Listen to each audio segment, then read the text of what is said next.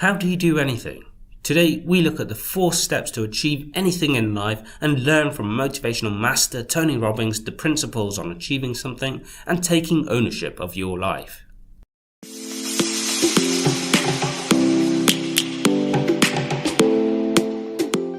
If today's video is informative and of value, please consider sharing, liking and subscribing for more content like this.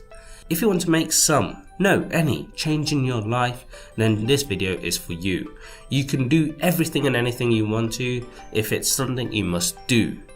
But the key is always to have a mindset to achieve and follow a strategy to follow through and do what must be done. Today we learn again from Tony Robbins as we break down fundamental principles and the strategy to achieving anything using his methods. So with that said, let's get straight into it. First and foremost, before we talk about mindset, strategy or where you should focus when trying to do something, we first need to understand how our state of mind and perspective play a role in how we approach something. You see, the world is made up of patterns, and by understanding those patterns we take control of our lives in the areas we want to. So let's take Warren Buffett as an example. Here is a man who understands financial patterns and specifically patterns in investing that has allowed him to build his fortune. There's a consistent strategy that he's used in his life to make his money, and he repeats it over and over again to get consistent results and avoid losses. And this isn't just the case with the financial world, it works in all parts of life. Those who follow football will be aware of Cristiano Ronaldo, widely regarded as one of the greatest footballers of all time now and recognised for his work ethic. Now if you ever watch Ronaldo take a free kick, he goes through a routine, repeating the same process and strategy that works for him to be recognised as one of the best in the world. He places the ball with purpose, steps back 3 to 4 paces and stands legs wide apart and completely straight up. He'll also generally, when actually kicking the ball, take the same run up, roughly the same number of steps and runs at the ball at the same angle before finally kicking it, again with consistency that few can match. The point is, he's worked out a strategy that works for him when taking free kicks, just as Warren Buffett has used a consistent strategy to assess possible investments. What works is repeated, and usually when the same process is repeated, if the variables in play are relatively consistent, the results will be too. But most of us are running patterns over and over again, and we want to free that up. To free it up, we got to break the pattern. We got to do things that are different. So how does this relate to state and achieving? Well, you see, what Warren Buffett and Cristiano Ronaldo do is they effectively prime themselves before taking action. They set themselves up for success by repeating the patterns that have worked for them previously. Now let's look at how you can apply this. Think of a time when you were successful. What was your mindset at the time before you took action, and what did you do? My guess is you had belief and conviction you would do what you had to, right? Now think of a failure and do the same again. What was your mindset? This time, I'm guessing there were doubts and hesitation in some form. Usually, in those moments when you believed it would work out and it didn't, you can point to a specific moment that ultimately led to that failure. What you want to do is identify what worked and repeat that process. If it was that you spent 10 minutes meditating at the start of the day to help you clear your mind, do it.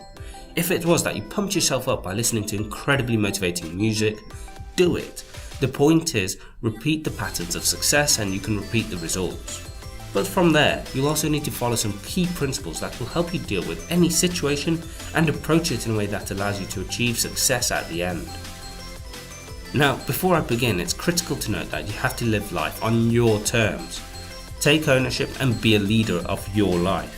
The reason is that unless you fully believe and commit to what you want to do on your terms, then chances are there'll be parts of you that will hamper your progress and lead to disappointment or you being miserable. So own your life and then follow this strategy, which is: first, see it as it is, not worse than it is. See the truth. First and foremost, when you assess a situation, then be completely honest with yourself. What does this mean? See the situation for what it is and not how you feel about it. That means see what it is you want to solve, as normally when you work towards something, it's to make a change to something you aren't satisfied with. However, then also see it for what it is, which is something you want to change. but due to stress and emotional strain it places on you, you see it as something disastrous when in reality, it's something that can be changed if you focus on what outcome you want, not the perceived problem. So the first mandate to leadership is not just to be positive. The first mandate to leadership is see it as it is, but not worse than it is. So let's look at an example. Let's say you're struggling with a relationship with someone you care about. Perhaps in this instance to you, it might be that the relationship is doomed and irreparable. That might be the case, but in most cases people don't want the emotional stress of a bad relationship hanging over them, which feels like a massive weight on their shoulders. So the objective view to take is, while you might not want to completely save this relationship if the other person doesn't want the same, at the very least, you can at least find some resolution or some form of closure on the relationship to move forward in life. It's a case of acknowledging the truth, which is there might be a significant issue, but also acknowledging the reality that there could always be ways to at least manage things to give both parties some closure and move on without the weight and stress in their life. The second step, see it better than it is. Set your standard. Now the next step of the strategy is to achieve success by seeing things better than they are. But what does this actually mean? Well, if we take our relationship example, I described the situation might be that you have a damaged relationship that you're not sure is completely repairable, but at the very least there could be room for closure. That in itself will be better than things staying as they are, right? Because at least you get to move forward and not stay stuck under the emotional weight. However, let's take it a step further. Perhaps you've done some due diligence and through mutual friends or a text that isn't completely closing off the relationship, you can see the possibilities of things in this relationship actually being repaired. In this instance, if you want to repair the relationship you have to have the vision to see what kind of relationship you want to make reality. And as with all goal setting and targets, your vision has to be believed with absolute conviction, as though not only is it a possibility, but an inevitability. Can you come up with a vision? Step 2 is see it better than it is. That's part of what we're going to do this weekend. Seeing it as it is, you got to be honest. And there's not anybody in this room, including me, doesn't have areas of their life that can be made better. But if we can figure out what they are and tell ourselves the truth, regardless of what other people think, then we got a chance to make a change.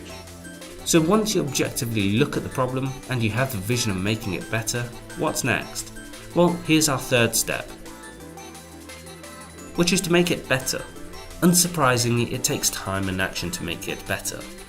Now, at this point, many will struggle saying they haven't got the resources, whether it be time, money, or something else altogether. However, here's the truth. To quote Tony Robbins, it's not about the lack of resources, but a lack of resourcefulness. Think about it. How many people have come from seemingly impossible odds to achieve unbelievable results? I've actually created a video on one of the best examples many can think of, which is Oprah.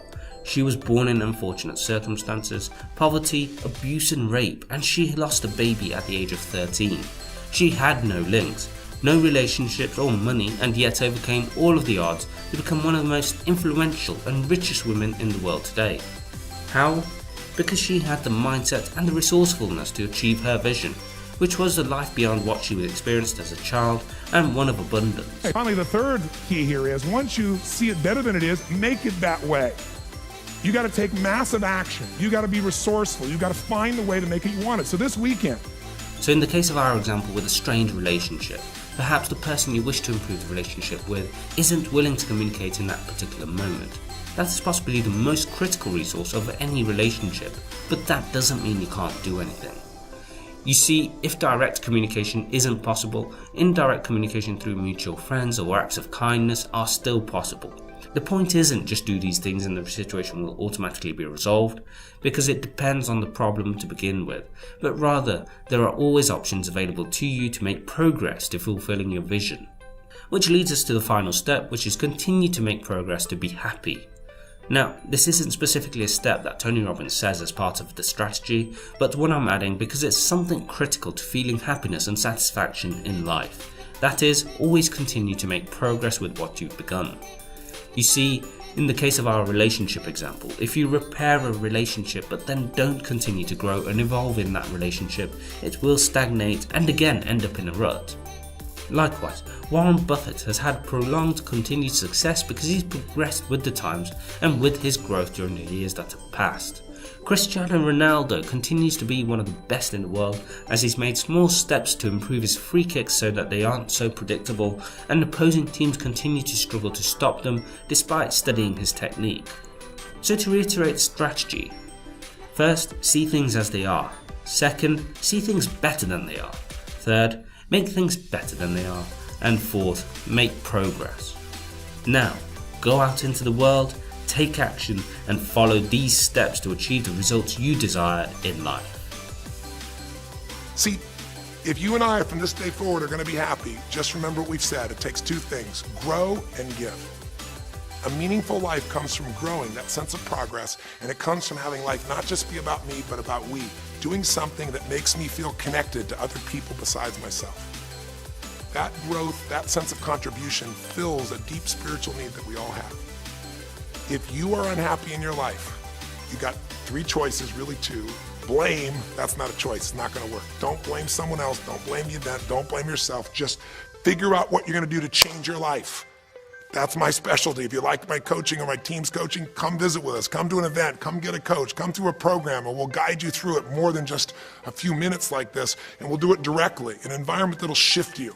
Or change your blueprint. You're gonna have to rewire what's going on inside, and that's what we focus on as well. So I hope this journey has been an interesting one for you. I hope it's opened up your eyes to what it takes to go from where you are to where you wanna be. It takes changing your emotional pattern. It takes bringing presence to your life. It takes realizing you have no problems compared to somebody else and putting your life in perspective. It takes the ability to deal with those extreme stresses that happen in your life by questioning your limiting beliefs. So for today's question of the day, I want to know, what is the next thing you want to take ownership of? Whether it's your career, relationships, fitness or health, or anything else. Let me know in the comment section below. If today's video is informative and of value, please consider sharing, liking and subscribing for more content like this.